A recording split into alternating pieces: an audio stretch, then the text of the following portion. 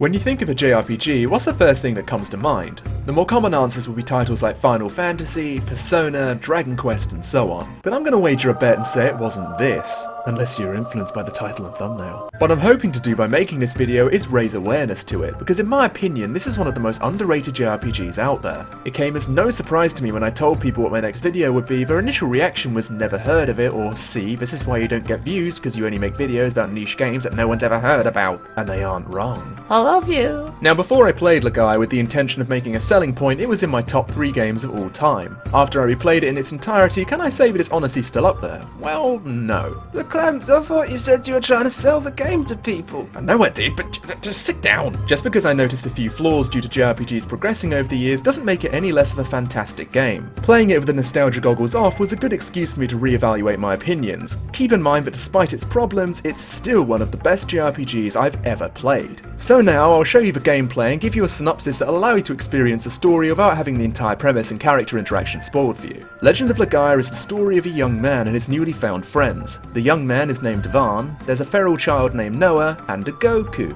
called Gala. Their mission? Try to save the world from a deadly mist which has turned the once docile, human-obeying biomechs named Seru into mindless berserk monsters. Accompanying the 3 heroes throughout their journey are a form of Seru which are impervious to the mist's evil. These Ra Seru attach themselves to body parts, assimilating other Seru and allowing the characters to resummon them as magic.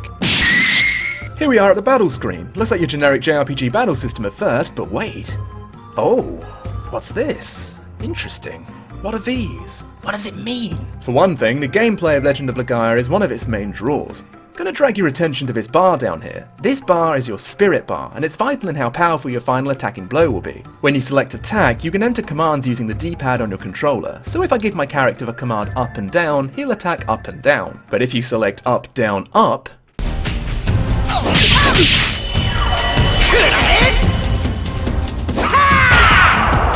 this is what makes the gameplay in Legaia so fun. You have a direct input in your character's attack pattern, and sometimes you'll end up discovering arts, which are permanently saved in your skill list. As you level up, your spirit bar increases, allowing you to string various combos together, and spread throughout the game are magical books that grant the characters hyper arts. But how could I forget super arts and miracle arts? When you're finally at the end of a game, you can unleash devastating combinations of regular and hyper art. There could even be a combo that makes you breakfast, I don't know. Using arts drains your ability points, which you need to recharge using this. Doing so will raise your defense for one move and also extend your spirit bar. Finally, there's the magic system, which is just... that's very good! Now, as I mentioned previously, you have biomechs called Ra Seru attached to your arms due to story circumstances which I'll go into more detail later. You use these Ra Seru to cast, or in this case summon, magic. This makes exploring new dungeons exciting, as you never know what kind of Seru will appear. There's a clear distinction between regular monsters and Seru though. Eventually, whilst playing Legaia, this reaction will become common.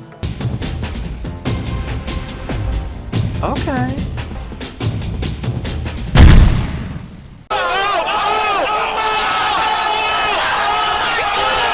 I'm gonna catch me a gola. This elemental sign is a clear indication this Seru can be assimilated. If you're a collector, you don't have to worry about missing any in your journey, as you can find every Seru you missed in the final dungeon.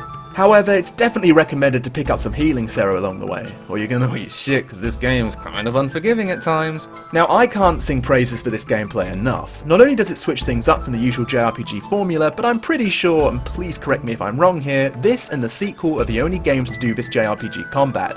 But is it perfect? God no, it has a few issues as I'm sure you can imagine. For example, battles can sometimes take far too long to complete. This is down to certain enemies or playable characters moving way too damn slow. There's also a nice 3 to 4 second pause after you use spirit where the game stops to appreciate their majestic fighting stance. There's also the fact that your best healing and offensive spells have unskippable cutscenes. This gets annoying, but considering how you have to employ actual tactic in your fights, this pause is often welcome to give you a chance to think about your next move.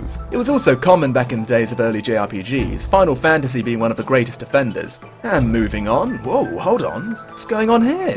Yeah, that's another thing I can't get enough of and completely spoiled me when I was a kid. Whenever you buy armor from shops, it appears on your character in battle. This is an inclusion the game didn't need, but they went and did it anyway, and I can't thank them enough for it. The game has more inclusions that weren't necessary, but add more flavour and gives it some decent endgame content.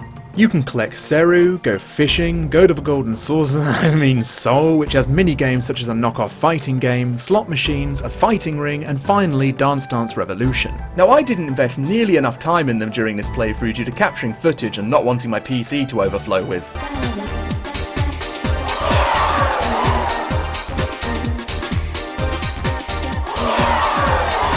But whilst replaying it, I remembered why I previously invested so much time into these. For the most part, they're pretty fun and there's an incredibly rare prize for getting a large amount of coins, a summonable Ra Seru. And before I move on to a rough synopsis of the universe of Legaia, I want to take a moment to talk about another thing I noticed on my recent playthrough. Whoever did the sound design deserves a bloody medal.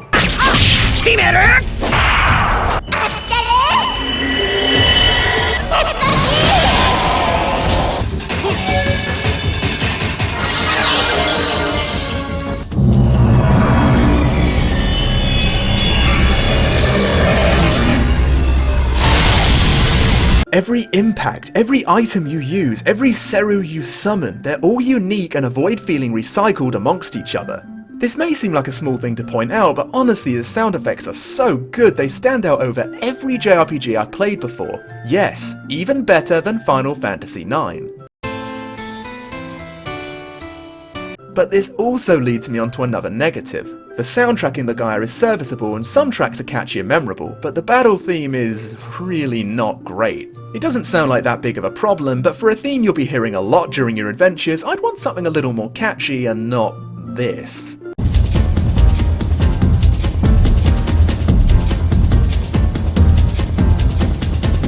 So moving all this complimentary jizz aside, it was time to finally move on to the game's story and universe, where I jizz on it some more. So the world of Legaia, of which the legends are based, was created by a deity known as Tieg. Tieg split his body into two parts. One part was human, the other was Seru. After this, he split the world in two, allowing humans to live on Legaia and the Seru to live in a world known as Seru Kai. After bestowing great power on a few Seru known as Ra Seru, a rogue few decided to spring a rebellion, allowing the worlds of Seru Kai and Legaia to cross-connect. This caused Seru to come in contact with humans. Tieg banished the rogues, but it was already too late, as humans had come to realise the power Seru gave them if they joined as one and had built civilizations with their help.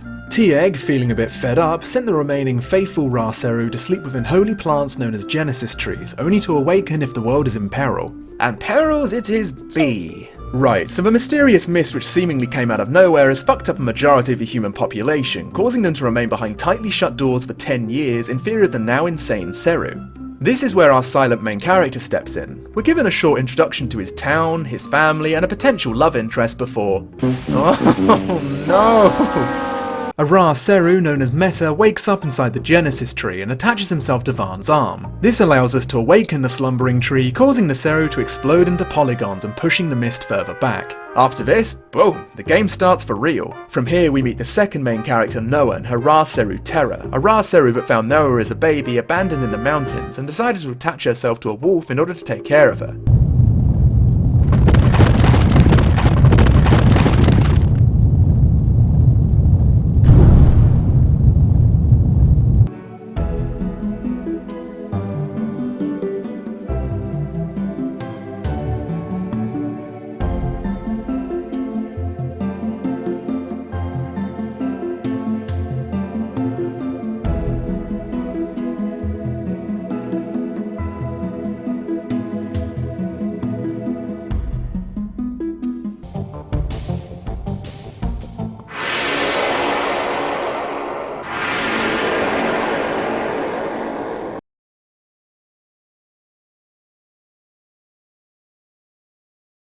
Fuck you! Doggy dies, Noah cries, and she's really good, to my surprise. Her excellent agility mixed with a large spirit bar allows her to become a complete powerhouse. Which is the last thing I'd say about Gala, our next main character. Now for people who've played this game, they know exactly what I mean. He's introduced in the Byron Monastery along with his childhood friend Vegeta. Don't be a silly cunt, Clemps, this guy is Songai. Take a guess if he turns evil. Yeah, I don't even need to finish that sentence. Gala starts off as pathetic as you can humanly imagine. Varn and Noah are kicking tons of ass and Gala is kinda...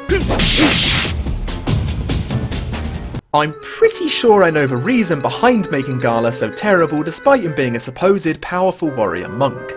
It's meant to show just how weak humans are in comparison to a Ra Seru. When Songhai falls traitor and gets himself a powerful Seru that's impervious to the mist, he outright states that Gala is weaker than the other two. This is pretty neat, but to be fair, when Gala eventually gets his Ra Seru, Ozma, he's only slightly better. One thing I find really funny is how intense Gala gets whenever he's awakening a Genesis tree.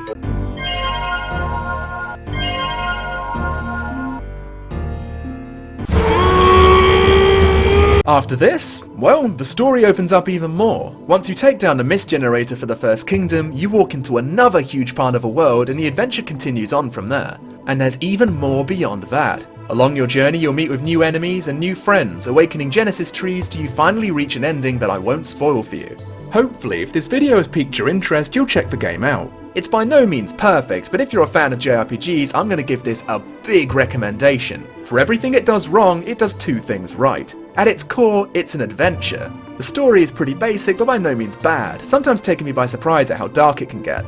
Legend of Legaia is a beast of a JRPG, and it saddens me that it doesn't get the recognition it deserves. I know my channel is small, but if you pick up this game and enjoy it, then I feel like the purpose of this video is fulfilled, and that'll make old Clempsy pretty happy. Also, I have a Twitch now if you want to watch me stream stuff, you know, the option's there. Also subscribe. Bye!